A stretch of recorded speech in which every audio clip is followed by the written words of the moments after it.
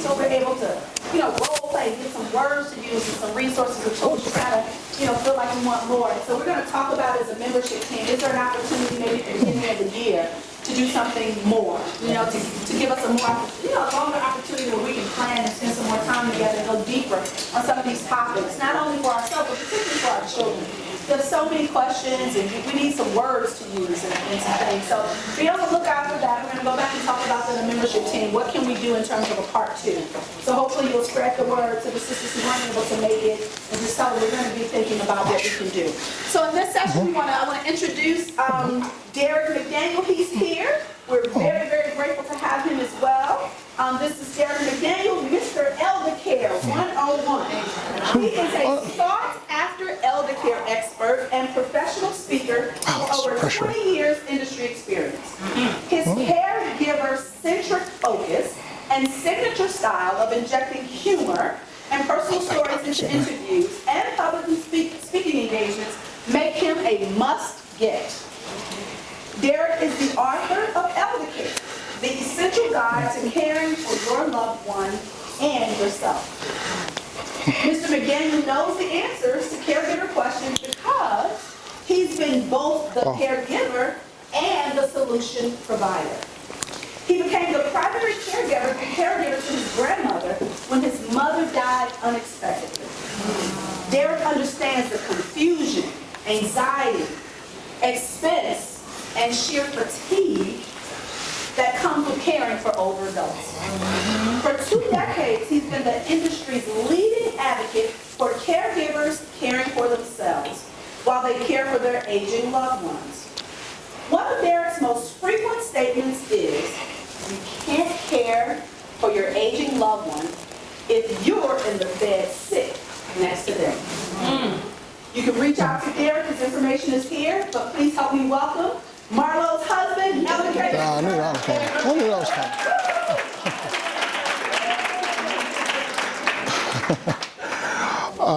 Well, first, thank you very much for having me today. Second, may I use this microphone?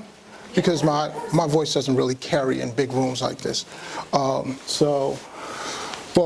thank you for having me here today. It sounds like you guys have had a wonderful, very energetic sort of afternoon. So I'm really thankful to be here, but I'm also a little intimidated all of a sudden. And I don't normally get scared in front of crowds. So yes, I am Derek McDaniel. I'm Mr. Elder Care 101. Most of the stuff that was just read to you was written by a publicist, so I don't want you to think I'm quite that arrogant. I'm not. Really the only title that probably makes much difference here is the part that she ended on, that Tiffany ended on, which is Marlo's husband, Nia, and Sophie's dad. And other than that, I just happen to know a lot about elder care. How about we go about that? All right. So today's presentation is the sandwich generation. So as I understand it, the whole focus this afternoon has been on caring for yourselves, correct? Yes. Okay. Just a quick show of hands. Are there any elder care caregivers in the room right now? Past or present? Okay. All right. So actually, this is probably way under average, actually, for this size room. So, okay, this is great. This is perfect. So, well, let's talk about this real quick. That's the cover of my book. Those are some of the places that I've either been featured or interviewed or written for, yada, yada, yada. That's old. It needs to be updated. We're not going to spend a whole lot of time talking about me today. So let's just start getting into this. Rosalind Carter, she said it best. She really did. She said, there are 4 kinds of people in this world. Those who have been caregivers, those who currently are caregivers, those who will be caregivers, and those who will need caregivers. And in my 20 years of experience, that is 100% true. So for those of you who did not raise your hands, please, at some point in time after the presentation today, give some serious thought to, is there a possibility that you will one day become a caregiver? And probably the easiest way of doing that is just to say, is there a mom, a dad, a grandmother, favorite uncle, something along those lines, a godmother, godfather, because almost inevitably, all of us in this room are going to be caregivers at some point in time. And I'm talking about to aging loved ones. But anyway, let's keep going. So, real quick, just to level set. Definitions, elder care. Providing care to an aging loved one. Pretty straightforward. Nothing complex here. Elder caregiver. Anyone who provides care or physical, emotional, or financial support to an older or aging loved one on an ongoing basis. 2 quick points there. Number one, notice it says physical, emotional, or financial. We'll touch on all of those at some point today. And really, the defining characteristic of being an elder care caregiver is the ongoing basis part.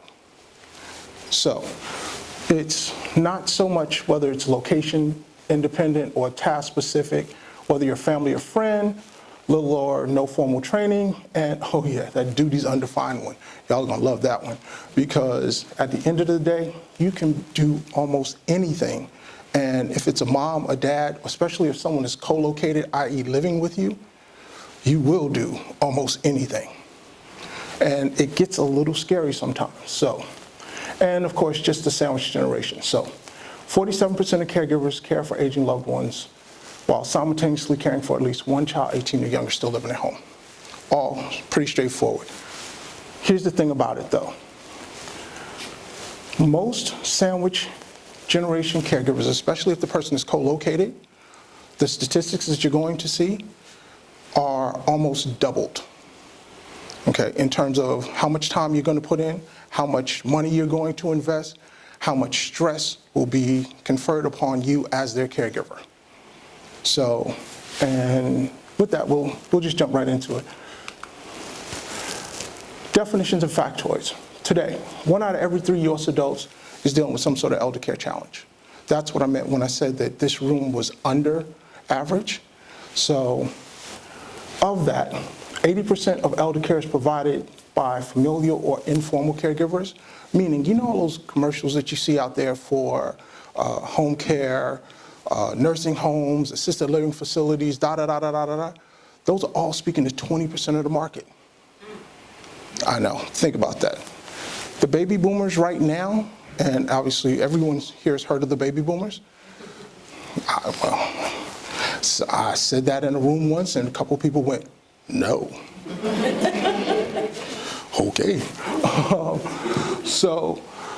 The baby boomers, basically anyone who was born between 1946 and 1964, and today, just so you understand, today, on average, 10,000 people turn 65. Once they hit 65, on average, they will live to be 85. That is 365 days a year for the next 17 years. And it's been going on for the past, 10, 12 years. So 10,000 people each and every day on average. That's a lot of old folks. But God bless them. God bless them. So in terms of some of these statistics, like I said, if you're co-located, these numbers are actually quite low. But the average caregiver works 37.4 hours a week. They provide 24.4 hours of care, which is basically a second part-time job, for 4 years. The average caregiver is 49 years old. Now, a few things here. And just so for those of you who don't know me or are not familiar with my background, I'm a lawyer with an MBA who was in financial services. Pardon me, I'm sorry, this is why I'm using the microphone.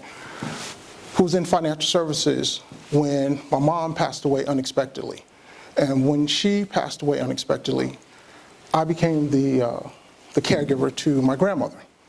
And while this is a bit of an aside, it is also relevant because how I became a caregiver is very much, in fact, the most common way that most people become a caregiver. I was at work one day, I got a phone call, They said my mom had been rushed to the hospital. 3 hours later, the doctor came out and said, "I'm sorry, sir, your mom is gone." And so I'm sorry, I still get a little choked up about that. But the fact of the matter is, in 3 hours, I went from carefree to caregiver. And that's how it happens most often. And so in that 3-hour time period, and what was really interesting about that, or amusing, let's say, and I try and laugh about it, my mom had just relocated from South Carolina to New York specifically to care for my grandmother. So within 6 weeks of her relocation, my mom passed away. So you know that old saying about if you want to make God laugh, tell him your plans? God had a chuckle at our expense. So, but, you know, out of tragedy came a blessing, because I honestly believe I found my calling. So, and I get to help people with these sort of issues. So it was a high price to pay, but something good came out of it. But anyway, back to these numbers. Few things. That average caregiver number of 24.4 hours, that's really if the person is aging gracefully, let's say. Because if you are dealing with someone with a cognitive issue, one of the dementias, so on and so forth, that number is well over 40 hours a week. If you are dealing with someone who is co-located, i.e. living with you, that number is well over 40 hours a week. If you are dealing with someone who has Alzheimer's, that number is way over 40 hours a week, and the number of years is closer to 10 years. So we're talking about some significant numbers here. It's big. I mean, it's big. So now, and I see some of y'all are starting to get depressed already. And listen, and I get it. I really do. I really get it. One of the presentations I do is how to pay for elder care, and I had to put a lot of humor in that one, because the first few times I did it, I would go outside and you would see people standing in a parking lot, and they would either look suicidal